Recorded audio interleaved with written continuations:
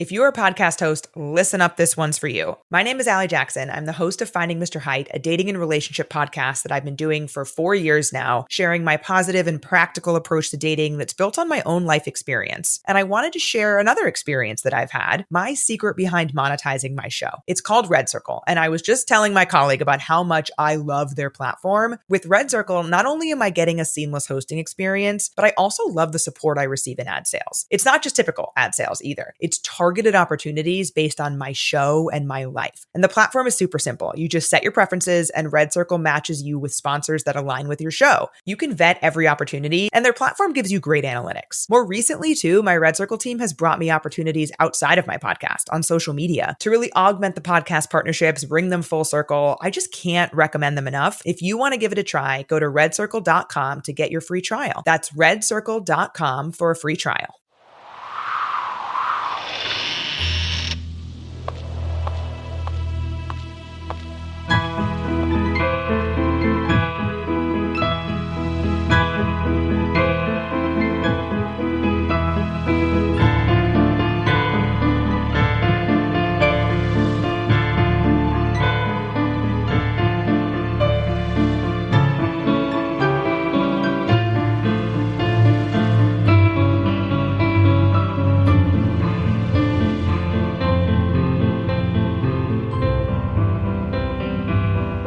Things with Wings Productions, with the support of Whimsical Productions and Collected Sounds, presents a bonus episode of the Skylark Bell. I'm your host, Melissa Oliveri. In today's episode, we read a bonus chapter called Disappearances, where Magpie, Lucas, the Bunting brothers, and Sydney Finch sit by the fire and tell tales of the house at Meadow Lane. So get settled in, grab a blanket, a warm drink, and let's get started. I could have sworn it was right here, says Lucas, his finger flipping through the books on the bookshelf. He and Magpie have returned to the library to look for the mysterious book about the Skylark Bell. Bell with an E. I'll go ask the librarian. Maybe she can help, says Magpie, walking over to the front desk. She returns a few minutes later, a look of confusion on her face. "Oh, what did she say?" asks Lucas. "She said she's never heard of it, but she checked the system anyway, and the card files just in case.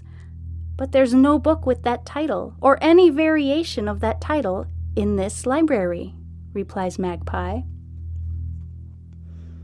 "But we both saw it, right here on the shelf," says Lucas. "That wasn't the first time I saw it either," says Magpie, surprising herself at the confession. "What do you mean?" asks Lucas, turning toward her, surprised. "I saw it in a dream a few weeks ago," says Magpie, staring at the ground, afraid of Lucas's reaction. "That's amazing! What was the dream about?" asks Lucas, genuinely interested, and not a hint of disbelief in his voice. Magpie proceeds to tell him about the terrifying dream, leaving nothing out. They sit in silence for a while once she's finished. "Hey, I thought I saw you two walking in here," booms a voice nearby, making both Lucas and Magpie jump. Beau Bunting saunters over, completely oblivious to the stern look from the librarian his loud call has earned him. "Beau," whispers Lucas, hoping to lead by example. "Magpie and I were just doing a bit of research for my mom. She's doing a series of paintings based on Pocket, and we thought we'd look into some of its history." Magpie cuts in. Lucas gives her a wink, and she feels a warmth wash through her. "Billy and Sydney Finch are at Mirror Pond. They're playing some kind of nerdy nature bingo game or something. I was just about to go join them. Would you like to come?" asks Beau. Magpie and Lucas look at each other.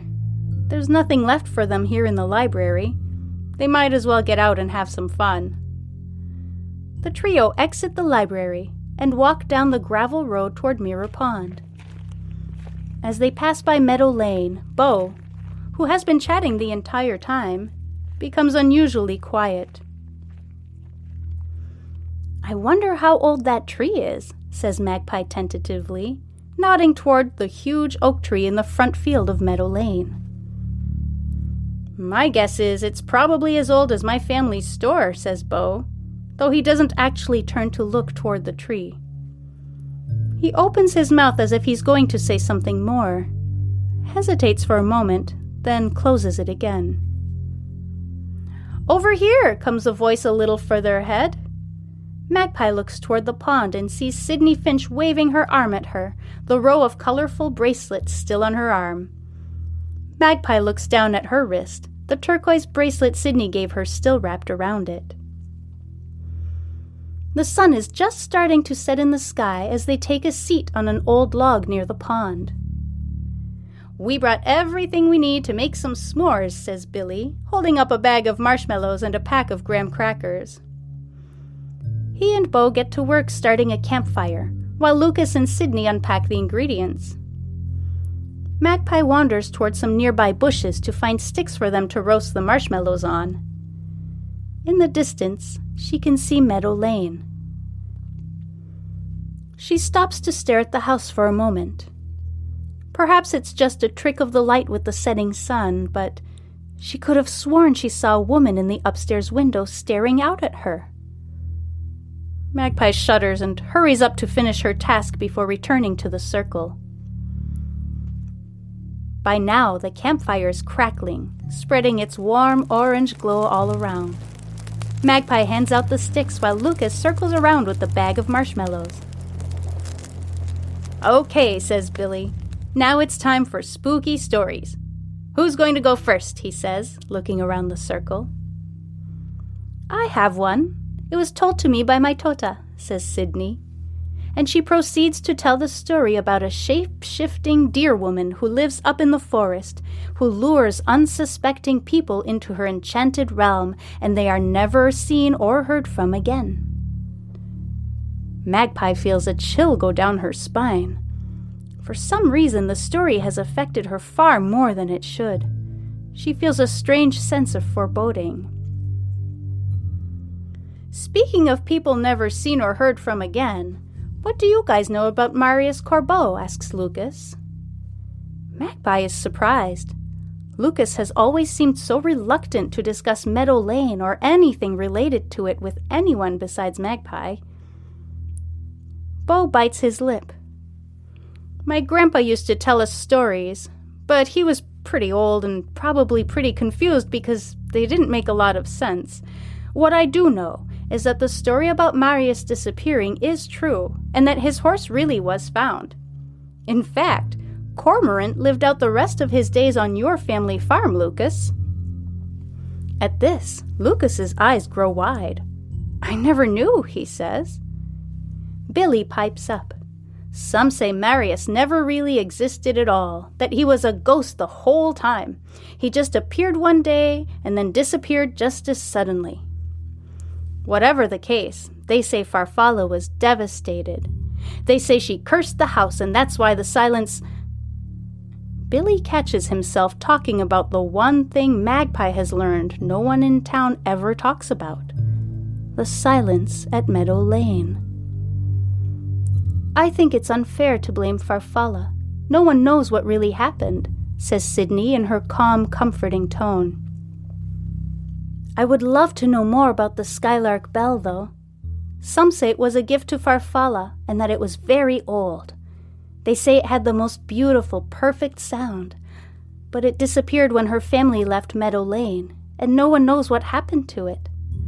Some say it's a mystical object that could end the silence," says Sydney. Magpie can feel the familiar tingle at the back of her neck that tells her she needs to be paying attention.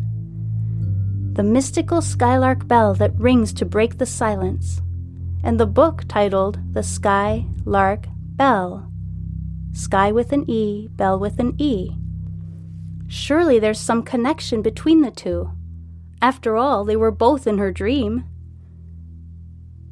Magpie is so lost in her thoughts, she doesn't realize everyone has gotten up and started packing.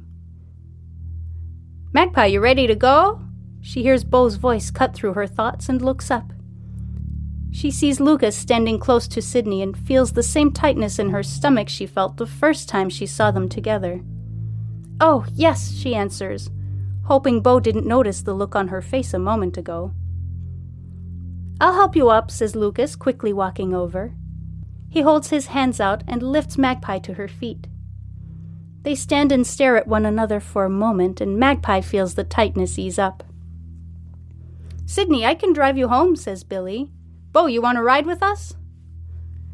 Beau nods, and the group makes their way back to the road. Billy, Beau, and Sydney hop in Billy's pickup truck. He revs the engine and loud rock music bursts out of the windows. Magpie and Lucas laugh as the truck roars down the road, leaving a trail of gravel dust behind it. Not only do the Bunting brothers know how to make an entrance, they also know how to make an exit, laughs Lucas, making Magpie giggle. Lucas walks Magpie across the road to the bottom of her driveway. I hope those spooky stories around the campfire don't give you nightmares, he says, as they're about to part ways. Magpie gets the impression Lucas isn't quite ready to go home yet, but she isn't sure. I think I'll be fine. I'll probably just dream of marshmallows and chocolate, she says, winking at him. Lucas smiles and lingers for a moment before finally wishing her good night and heading home.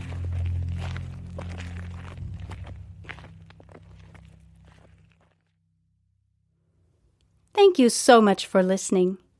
Before I go, I'd like to thank Fate and Starling Publishing for this fantastically eerie story, and Cannell for composing equally fantastic and eerie music for this podcast.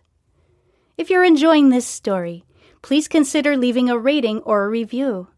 Either one or both are greatly appreciated. Thank you.